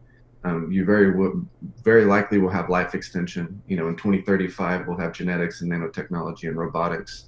We'll be able to live longer and live younger. So taking care of your health is the number one thing out there for anybody who drops in on one single moment of this. Health is the true wealth. Take care of your health and everything else. You get the runway to take care of everything else, basically. But anyway, so how I ended up on BitBox, or why I see the world that way, I guess it's just because I have internalized that the pace of change is accelerating, and there will always be higher level abstractions, and there will always be bigger code bases. And if we don't have the higher level abstractions, we can't handle the complexity. If we all had to build the modern web apps of today with just the web developer tools of 10 years ago, just piecing it together with some jQuery and some hand-coded HTML and CSS with some hacky PHP backend without Ajax, etc., the web wouldn't exist. Right. It's only because we have these new technologies. So that's why I respect teams like Facebook's React team or the teams from Google, these guys and girls who are 10 steps ahead of the developers and appreciating what's changing. That's why I like TypeScript or Flow so much, because I think JavaScript needs optional typing in order to handle becoming as big as it's ultimately destined to become. So anyway, I just knew that if we wanted Bitcoin Cash to fulfill its destiny and to be as big and as meaningful as the web and beyond, we needed developer tooling, because utility drives the network effect. And the only way to create the amazing applications which are going to drive the utility are to empower developers to change the world with Bitcoin Cash. So okay, so let's talk about then the plan and the vision. You say Bitcoin.com. Roger reaches out to you. How does that conversation go? Is it are they looking for what is your vision for this project? Do they have a vision of a developer platform? How does this thing come to fruition? And if you could maybe talk about what this thing is that is the developer platform on Bitcoin.com, because it's super exciting. Sure. So as I mentioned, and as you mentioned, everything is going very quickly with BitBox. From the moment I started coding it until now, it's only been 6 months, and I was completely self-funded, and I coded it all myself with a couple open source contributors. So just credit to all the open source libraries that I used and everything like that. I think it's worth saying that we stand upon the shoulders of giants, and obviously I didn't code everything in BitBox from scratch. Really, the credit I deserve, if I deserve any credit, is going out and sourcing a dozen or so open source BTC libraries, porting them all to BCH, consolidating them in one master library, and then documenting everything and writing 1,600 tests for every single class and method. Basically just taking everything and making it incredibly accessible to developers. So I do just want to give credit where credit is due to open source libraries, which I've leveraged. But so anyway, so one night I'm just sitting at my office here. It's like 10 or 11 at night, and I get a text from Corbin, who's one of the front-end developers. He's the guy who created Transaction Highway. And he's like, hey, man, I'm sitting here with Roger. He really likes your work. Do you want to talk to him? And I'm like, of course. So boom, I'm on a video call with Roger. Obviously, that was a great honor. Between Roger and I give credit to Roger and Andreas Antonopoulos for being the two thought leaders in this space who really supercharged my mind and made me appreciate the importance of Bitcoin. So I've been a fan of Roger's for many years. To have him reach out to me was genuinely a great honor. Basically, he just said, hey man, we really like what you're doing. We would like to continue it under our brand. That's what kicked off the conversations. I was already in talks with Bitcoin.com when I met you in Hong Kong at the CoinGeek conference a couple months ago. But it was just moving along at the speed that those things do. It wasn't until after I got back from Hong Kong that it became official. But so my intuition when I was going into this is that they would in fact have a big vision, and that when I joined them, they would micromanage where BitBox was and how everything was going to play out. It has actually proven to be the opposite of that. They've given me a lot of creative freedom to continue on the path, the vision that I set forth initially for BitBox.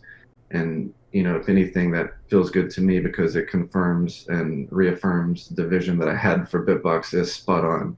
And I really do believe that the suite of developer tools that I'm building with BitBox will end up being transformative in our entire ecosystem. And the way I see it is this. It's like a 1, 2, 3 play. So the first part is developers want to change the world with Bitcoin Cash.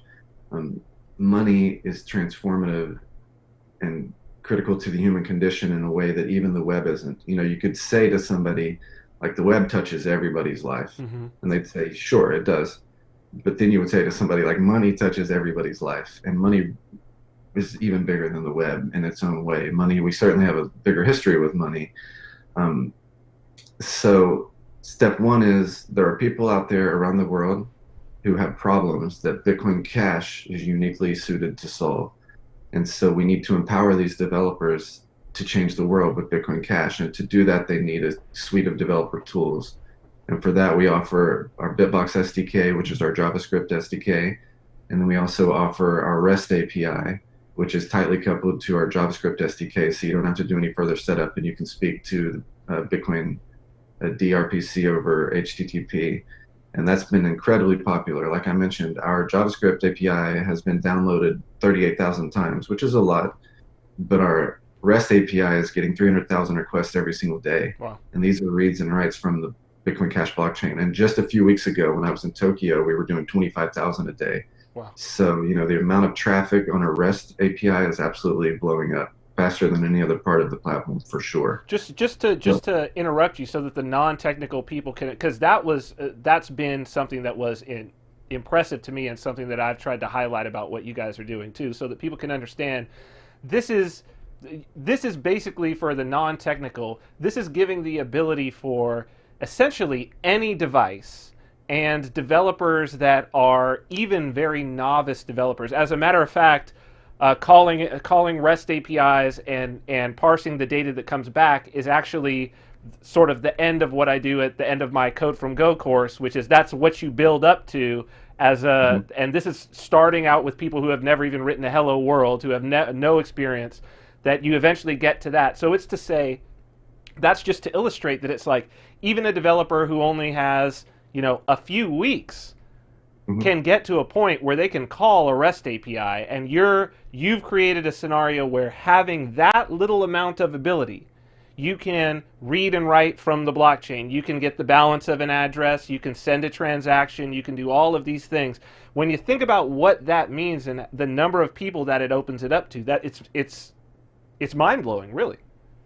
Yeah, and I think that's why the traffic is blowing up, because the utility is outrageous. And that was just one of the things I picked up along the path of my career. All the big companies I've worked with have the exact same architecture.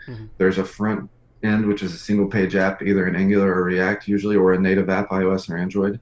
And then they're speaking to some backend, and they're doing that over HTTP, and they're getting JSON back. And then the convention they use is REST, representational state transfer. And so the reason we do that is because there is a mountain of data. We live in the world of big data, big data.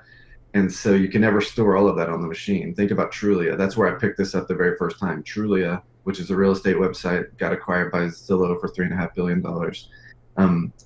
They've got a mountain of real estate data about the United States. Whenever you pull out your Trulia iPhone app and you type in your address and hit enter, and it shows you your house with your history on the screen.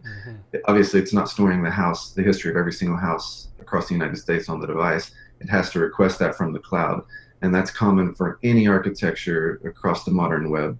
So when I first started working with Bitcoin Cash, it's funny how each one of the things I built have led into the next one. But whenever I was building BitBox SDK, it was just so obvious to me that communicating with the Bitcoin D JSON RPC is incredibly awkward. Yes, it is. There's been two places in the code which, to me, make it very much feel like Satoshi was an old school programmer. And I don't know actually how much of he even wrote, so maybe I'm diagnosing that. I presume that he helped architect most of the original system, but the scripting language, how it's stack-based, it's like Forth from the 1960s. And then also the JSON RPC, both to me do not feel modern. You know, they're not something that I would expect. I've never worked with anything like them in my career. They don't feel modern. So those to me were just two small examples in the code base that suggested to me Satoshi is an old school programmer. Just my personal intuition, of course. So anyway, so yeah, whenever I was building the REST API, right now, if you want to use our SDK, you have to use JavaScript. You know, it's built in JavaScript. Unfortunately, now there's other platforms which are emerging. There was recently a Swift library created by the Enum team, and then there's also Bitcoin Cash J, which is maintained by Shatters from InChain, and we use it internally at Bitcoin.com. But not everybody is a JavaScript developer, so they're not going to use BitBox SDK. But anybody out there can speak to Bitcoin D over this REST API. And I guess the sort of the inspiration I had there is when I'm doing like DevOps stuff and I need to do some type of automation or deployment or run my test suite or something, I'll spin up an instance of Ubuntu on Amazon's cloud. I'll run my test on it and I'll destroy it. Basically, it's that entire workflow is virtualized, and you can spin up a Docker container or whatever in just a matter of seconds. And it's incredibly common. It's part of our entire workflow. But that workflow does not exist for the blockchain. Like right now, you cannot virtualize any full nodes, or you can't spin them up and down easily over HTTP. So that's kind of step 2 of this 1, 2, 3 punch. So step 1 is I'm a developer. I really do want to change the world with Bitcoin Cash. I need tools to do it. That's a BitBox. We offer a fully featured framework for client-side, server-side, command line, utilities, whatever. If you're creating an app with Bitcoin Cash, you should be using our tools. They're all licensed under the MIT open source license. 100% is documented online. We've written over 1,500 tests, so we've got like 85% test coverage across the entire framework. Super high-quality code matters to us. That's what we trip out about. But once you've got your app built, like, hey, I built this amazing app, I need to scale it and deploy it on demand. And we're all used to this workflow in our web developer workflow or our app developer workflow. It's no big deal for me to very quickly deploy an app to or get pushed or something like that. So that's our step 2, is we're launching a cloud. The first part of it is our REST web services. We're going to allow developers to spin up and down full nodes in over HTTP or a GUI, so similar to how you can sign into your DigitalOcean dashboard and choose Ubuntu and then tell the tech specs you want, where you want, what region of the US, what data center, and then hit build, and it'll create you an Ubuntu node. We're going to have the same exact user experience where you can spin up an ABC node or an unlimited node or an XT node or a Flowy node or Bitprim or Bcache, whichever node you want to fire up. You'll be able to spin them up and down very quickly, and then we're going to have a whole ecosystem of add-ons. So similar to how if you launch your app on Heroku, you can have a bunch of add-ons for logging or metrics or data visualization or analytics, and there's a ton more. We're going to have a similar ecosystem of add-ons for developers who are spinning up and down their full nodes on our cloud. So let's just just for the non-technical people to back this up so that they get it. I mean, there's a huge, obviously the full node thing, like you got to have your own full node, you got to run your own full node, has been the narrative from the BTC side, and there are people who, you know, are, I think, perhaps intimidated by the fact that they're like, well, I don't know how to go through that whole process. Essentially, in this case, you can have a full node on demand that you can call from out of off a web page, off a graphical user interface on a web page, to log in with their username and password and say, I want a Bitcoin ABC full node, and boom, it fires it up right in the cloud, and you can interact with it as though it was your own sitting in a data center or your own sitting at home, and you'll be able to interact with it in that way. That's huge. That's huge. Thank you. Yes, and I suspect that, you know, there are always going to be people who, for either their own personal privacy or because they have to report data to the government, or for whatever reason, there's always going to be people who need to have their own full nodes. In the same way that there are some companies that are unable to use the public cloud, so they can't use AWS because for whatever reason they have to sandbox it on their own personal cloud. So I suspect that will always be the case. I think there's a spectrum of users, and I think most people will pay for convenience most of the time. Yep. And I know that's true from my own development flows. So basically, I just base everything on what I would do. I consider myself a real developer, so I know that I have a good sense of what developers want and need. Because when I wake up in the morning, it's the same problems I'm trying to solve. So the problems that I run into, everybody's running into. And so I try and fix them. So I know for myself, most of the time I'll pay for convenience. Sure, there are some times when I need privacy. Sure, there are some times when I need to pay to be handheld or whatever, but most of the time I'll just pay for convenience. And I pay a lot of money every month to Amazon and Heroku, and I have for many years. I have 100 apps hosted on Heroku's cloud. And so I suspect something will be similar in this space. We've already got requests from several people to let us buy a pro tier, which would include whitelisting their IP address to our REST API and giving them higher throughput, like a greater rate limit, and then some type of service level agreement. So of course we're in talks right now of figuring out what all those numbers look like. But so yeah, so that's step two. Step two is we have a cloud where you're able to spin up and down your app and scale it on demand. And then step three is an app store. So once you've created your app, once you've scaled it and you've got a bunch of users, you need to monetize it. So for that, we're going to be launching an app store where we can curate and aggregate the very best apps built with BitBox on Bitcoin Cash, and then offer paid downloads, streaming media, in-app purchases, and tokens. Those are the 4 areas we're hoping to get to. It's huge. What exactly would I mean, can you give an example of what an app would look? This seems like a relatively new concept here. Could you give an example of like what an application for one of these apps would be? Like what's a sample example app that might be on the App Store? I think it can be anything from wallets. So I think like you can imagine going there and seeing the CentB wallet, which is partially built with BitBox. You can imagine going and seeing the Keyport app. So Keyport uses some of our REST API and some of our JavaScript API. So if anybody doesn't know, that's like Telegram, encrypted messages on the blockchain. I think you could go there and see developer tools. I think you could see things like payment processor apps. So for example, doing, I'm spacing on the words right now, but paying your employees every month. Like payroll? Yeah, payroll type apps. I mean, I think, I don't know the full scope of everything we'll see there, but I expect it'll be similar to what we see in most app stores, because I believe that the utility of Bitcoin Cash can be applied across multiple different domains.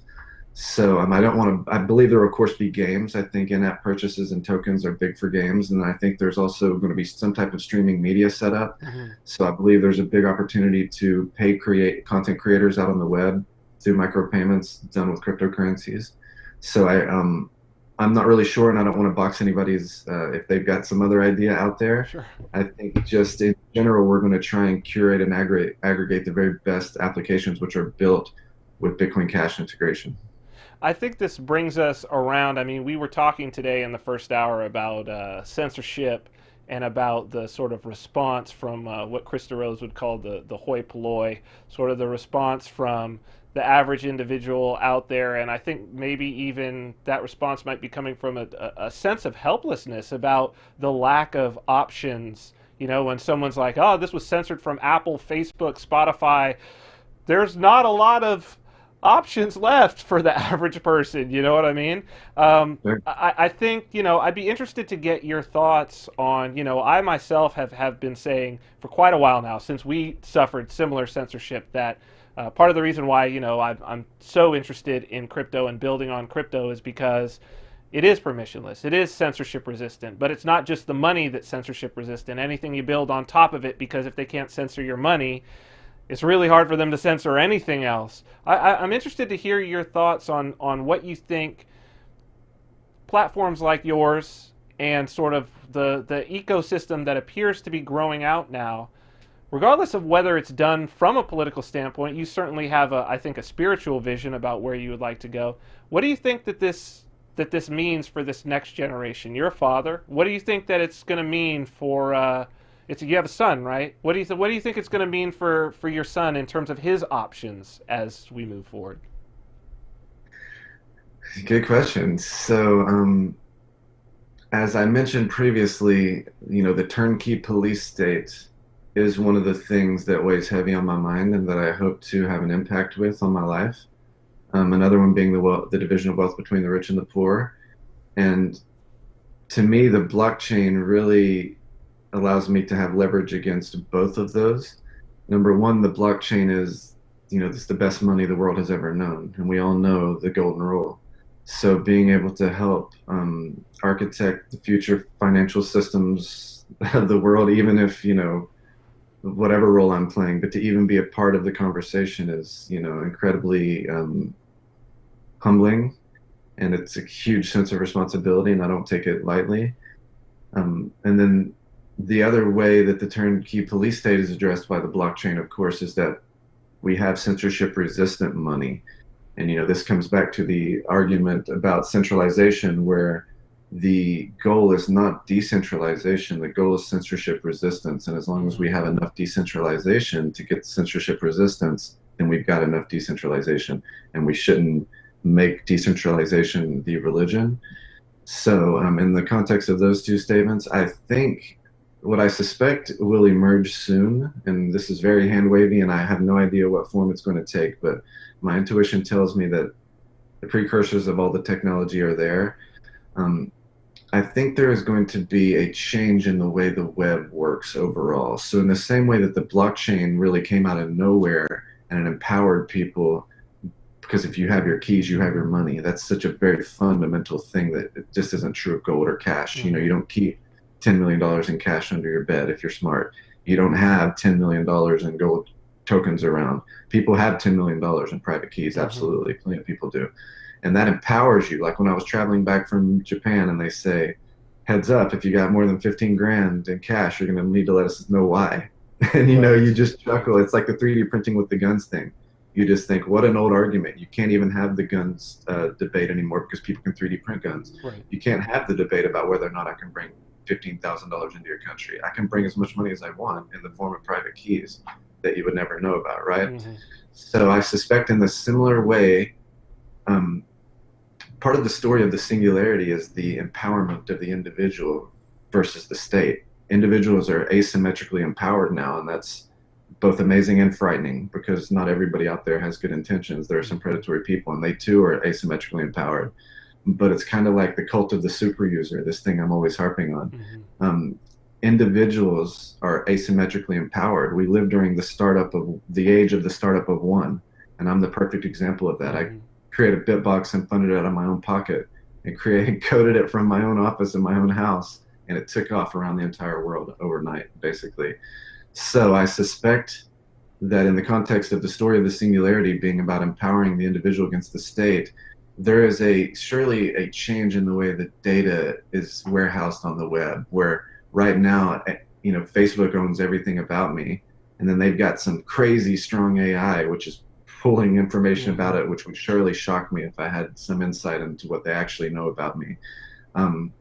We have private keys. We can prove our identity beyond a reasonable shadow of a doubt. We can own our digital assets. Now everything is going to be turned into a token, which is a topic we didn't get to touch on, but wormhole. I'm telling you, I would love to get your thoughts on it. But so I think within our lifetime, and surely by the time my son is an adult, I think that people will be far more personally empowered in a way to own their own data and to make sense of their own data, whether that's leveraging smart bots like that they can feed all of their incoming streams through, whether that is creating concentric rings around your digital identity where you have different layers of security, and then you can say, oh, I trust Vin, he's in layer 1, but I kind of trust this other dude, he's in layer 2. And then somehow you're able to share the data that you want with these people at these certain times, but you're the one who's empowered, and you have to sign off on it in some way cryptographically or something like that. Again, this is hand wavy, but I'm a techno-utopian. I believe that we're heading towards a techno-utopia and not a dystopia. I think that the arc of history bends towards justice, and that we have tools for changing the world that are unlike any time in human history, and we're just wrapping our minds around them. Everything is emerging just now. It's not even like it's been around for generations. It's all happening now. And so we're just wrapping our minds around them, but it's only going to take a subset of empowered people to pull together the right subset of ideas, and we're going to have a change in the human condition. And so I personally believe... I have a feeling over the years, because I can't wait to see what it is that you're going to do. And I'm glad. I think Bitcoin.com is just the right place. I can tell you're aligned mentally and spiritually with what's going on over there, and it's exciting, dude. So exciting things. Thank you for coming on. I know I'll see you around, and I can't wait to see what you're doing, man. So thank you so much for being on the show. Thank you, man. Really, it's an honor. Thanks, Talk to you soon. So, cheers. Christian, there he is. Where are you? Oh, there you are. Right here. I couldn't hear anything he was saying, so I got to go over that again. Oh, really? Oh, yeah. I don't think I was sending. I don't think I was sending any audio to you. You can hear me though. Yeah. Oh, that's all that counts. So that's all that counts. So, dude, yeah, you gotta go back over it. Very, very exciting. I think, I didn't mention, but I definitely think that I have to. I know people will be inspired by that, especially by the fact that what's coming on Bitcoin Cash, that I think the end takeaway is it's about to get very, very, very easy for even relatively novice developers to do big things with Bitcoin Cash. That's what Gabriel is dedicated to, making it as easy as possible. That's going to open the floodgates, and everybody there's so many evangelists right now that, and I love, it's great the fact that basically where we end with Code from Go, you can take that and walk straight over to what's going to be the new developer, developer.bitcoin.com, and you can use exactly what you learned literally that day to start already creating on the blockchain. You will have all the tools there. So codefromgo.com, go ahead and throw that up. Just Code from Go. You got it? You got it. Codefromgo.com. This is, it's the perfect segue. The registration ends on the 10th. That's Friday. First class is starting on the 15th of August. This is going to take you from zero coding knowledge to, and this is the curriculum, to the place where you can start utilizing Gabriel's product and the developer.bitcoin.com platform. It's going to take you to that point where you can already have an impact. And it's a bear market. I've said a bear market is a build market. There's no better time. This is it, man. This is the revolution of one. This is where you take yourself and you empower yourself in a real way. No complaining, uncensorable, something that no one can ever take away from you, and you can empower yourself. Makes me glad that the sort of the vision came to me to start up Code from Go. It's going to become more and more and more powerful, and hopefully we can even, maybe I'll just start it out once the developer platform is up there, and I'll just start it out and we'll actually build right into. Maybe the last class we'll even start working on developer.bitcoin.com. So you can go to codefromgo.com, sign up for the courses. These are 6 90-minute seminars that you can take. It's over the course of 3 weeks. You can take them live, or you can watch them on demand as many times as you want. This is a pretty packed class. There are still spaces left. It could very well sell out in this next week, but codefromgo.com. You can pay in cryptocurrency. We will definitely take your Bitcoin Cash. You can also pay credit card and PayPal. So I hope to see you in the class again. Starts on the 15th. Registration ends on the 10th. So, Christian, I think we just about reached the end. It's, it's such a weird place to be in, I think, for there to really be concrete changes that an individual can make without playing that. In past generations, the game has always been like, I'm going to go out into the wilderness and like, I'm going to just take myself away from society. And this is one where it's like, Yep. actually, no. Like, live your life in your normal civilian life during the day and be a crypto savage by night until you find that project. Like when you go back, you'll hear Gabriel talking about going out to Kauai and looking for inspiration of how am I going to change the world in 2018. And I love that. I love that it's like, okay, here's what I'm going to do. I'm going to build tools that make other people's lives easier. Yeah. And by doing that and simply dedicating himself to that, just building, the money just came. The people who needed to, invest came, and those people came and let him work on his vision. And that's who we can be. That's what we can be. And perhaps it's not for everybody to be a programmer, but you can be writing.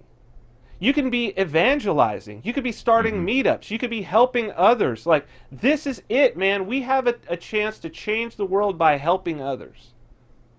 And to really, really change it. And it's exciting, man. It's exciting. Very exciting. It's a great time to be alive, Wow. really. Yeah, seriously. I know that a lot of people are they're stuck in those two little paint globs, that left and right, that blue and that red. And even some of the people who are in the yellow camp, I think it's good to see a lot of libertarians coming around to the crypto savagery. I think a lot of them are realizing that it's a concrete thing to do. And I hope that more do. I hope that, because it's our time, and I think, to be able to wake up every morning excited about changing the world, and to be able to go to bed at night knowing that you've done something good for your fellow man and to make some money in the process, that's unbeatable, man. Yep. So, well, It's dude, amazing.